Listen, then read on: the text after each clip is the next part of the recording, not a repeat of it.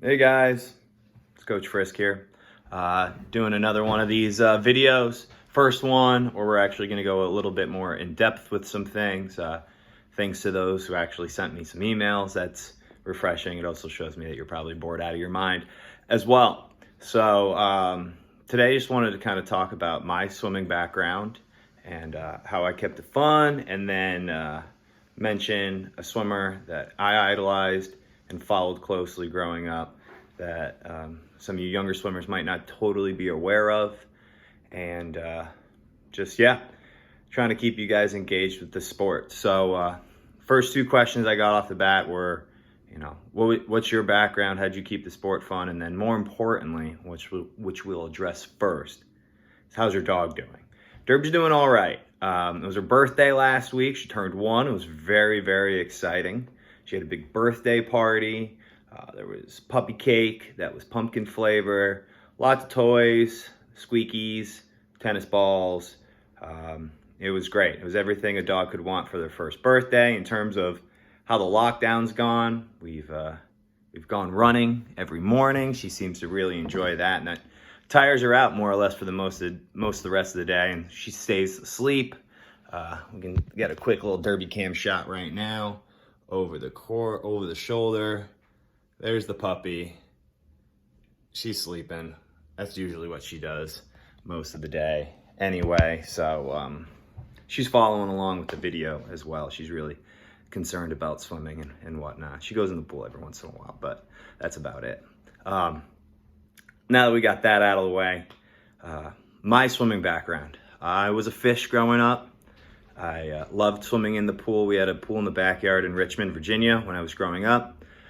We moved to Connecticut when I was in kindergarten, and pretty shortly thereafter, I tried out for the local YMCA swim team, the Westport Weston YMCA Water Rats, which is actually where I ended up coaching and swimming, but it didn't start out great. I was actually cut as a 6-year-old because I didn't know how to do backstroke. I only knew how to float on my back. I didn't know actually how to swim.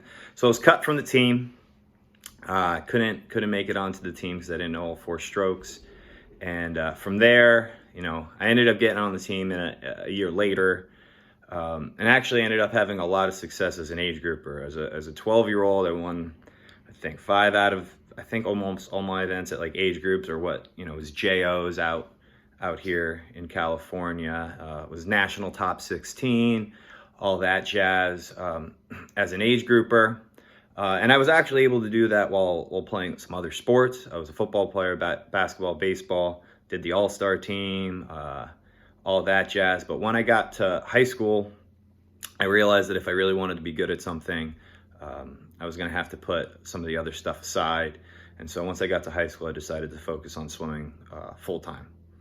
Once I decided to focus exclusively on swimming, a crazy thing actually happened. What I was good at within the sport changed. That's also had to do with me growing and my body changing and whatnot. But I had gone from being a pretty good age group backstroker, IMer, to once I was in high school excelling at the longer events. 500 freestyle, 4IM, 1650. Unfortunately, you can only swim the 500 freestyle in high school competition, but still was able to have some good success at the high school level and then on to the collegiate level.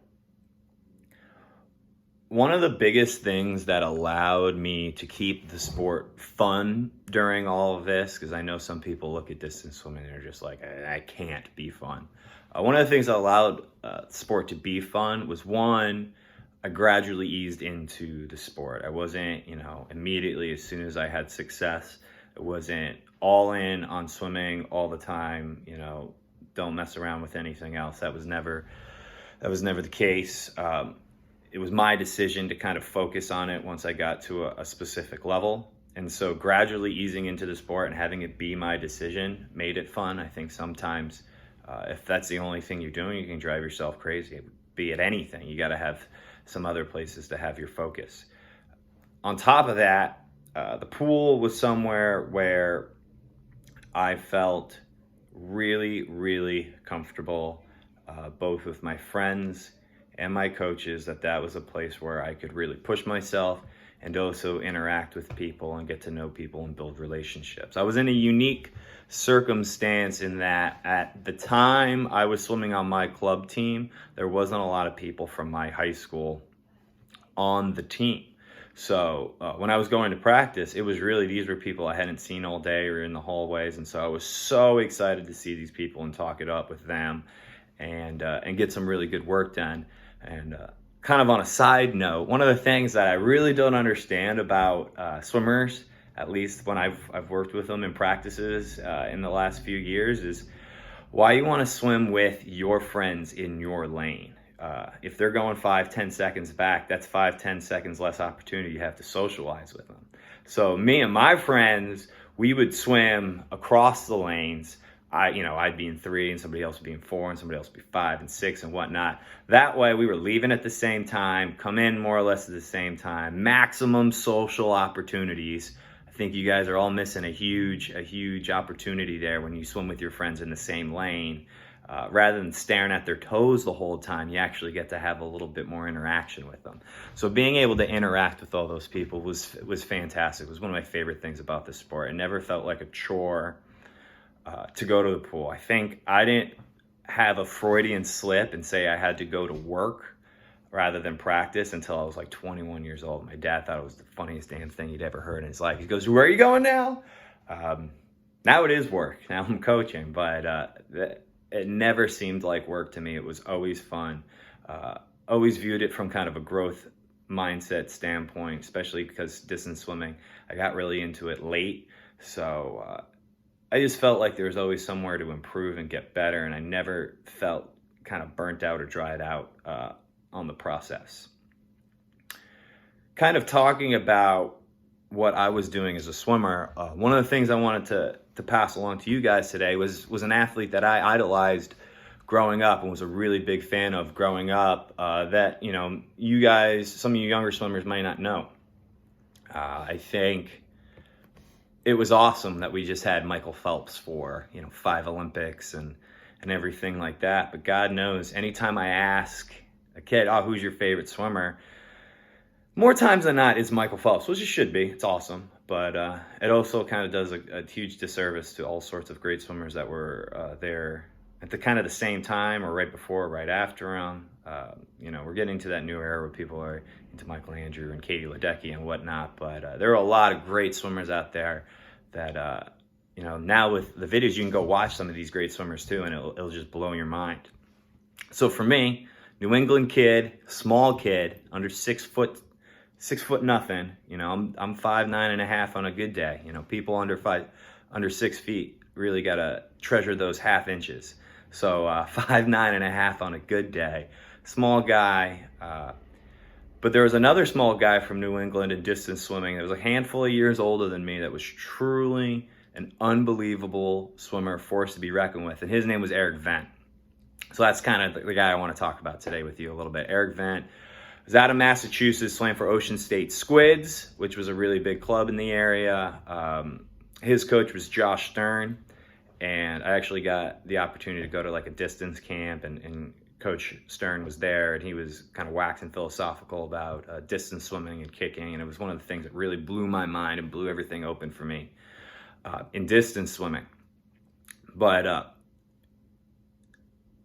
Eric Vent, USC swimmer, unbelievable. So Coach Steve should like that. We're talking about a Trojan here.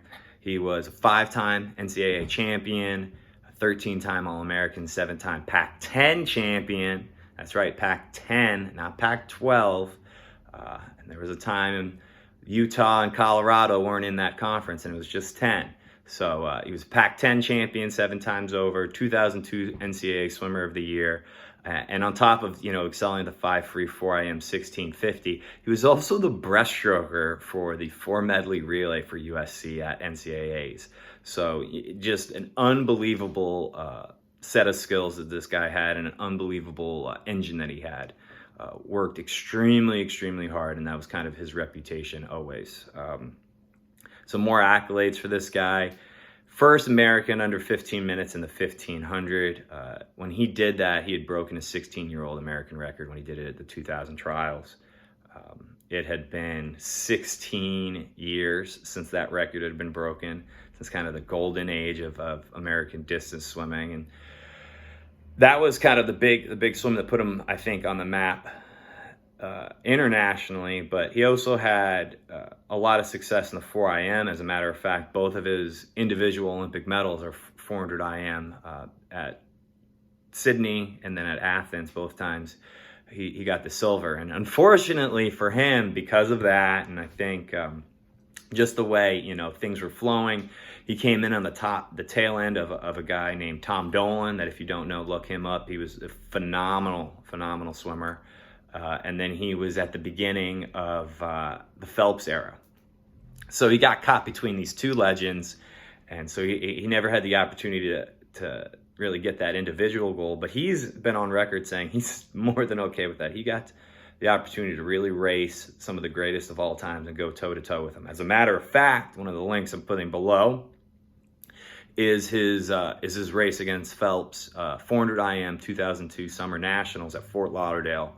Probably the best race I've ever seen in my life. It was Phelps got out to this massive lead after the butterfly in the backstroke. Vent just reeled him in with the breaststroke. As mentioned before, he was an unbelievable breaststroker on top of IM and distance freestyle. Actually took the lead at the 350, and then Phelps came out with one of these crazy underwaters, popped back out ahead of him. They both went under the world record on the finish, neck and neck.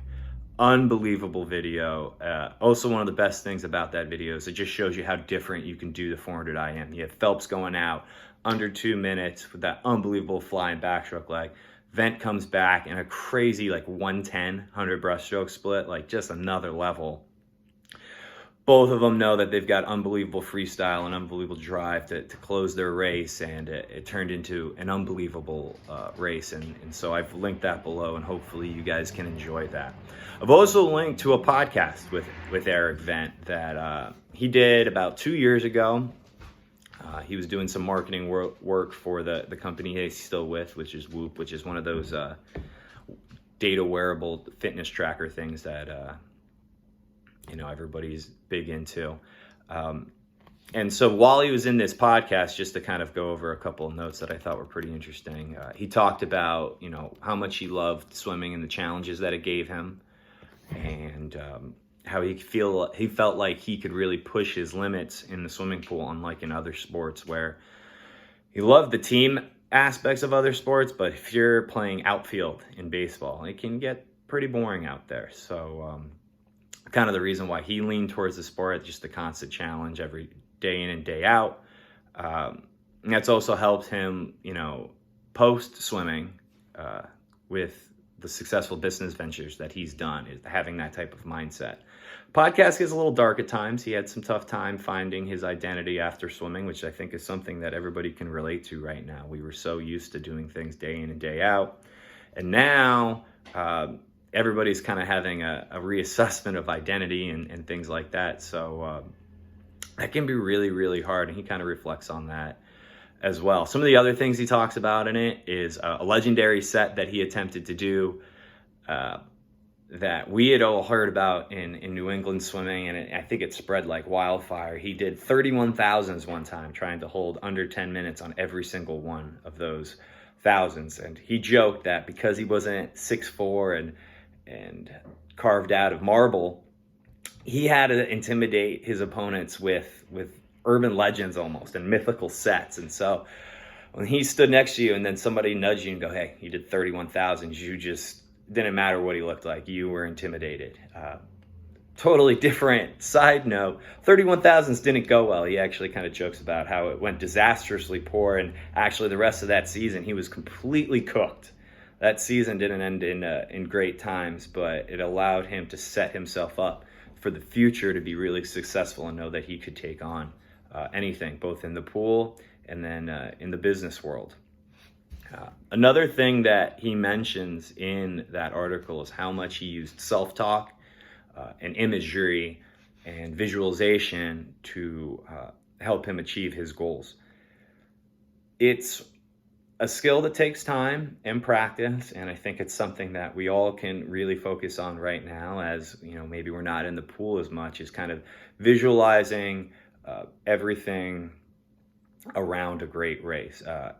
One of the things he mentions is he spends as much time in his visualizations thinking about the pre-race routine and the post-race routine as the actual race itself, because all of that stuff is super important. One of the things he says, there's no greater high or drug that you will ever take than standing behind the blocks at the Olympics. So not actually racing, but the moment where you're standing behind the blocks before they put you up there and you know that you've done everything you can and here's my chance to put the cards out on the table. That adrenaline rush was unlike anything else he'd ever experienced in his life.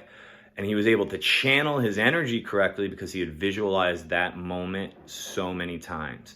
How his heart rate was going to be, just kind of what was going on in the stands, was the smell of the pool, all these sorts of elements, so that once he was in that moment, he had felt like he had already been there, even if he hadn't, or he'd only been there a few times.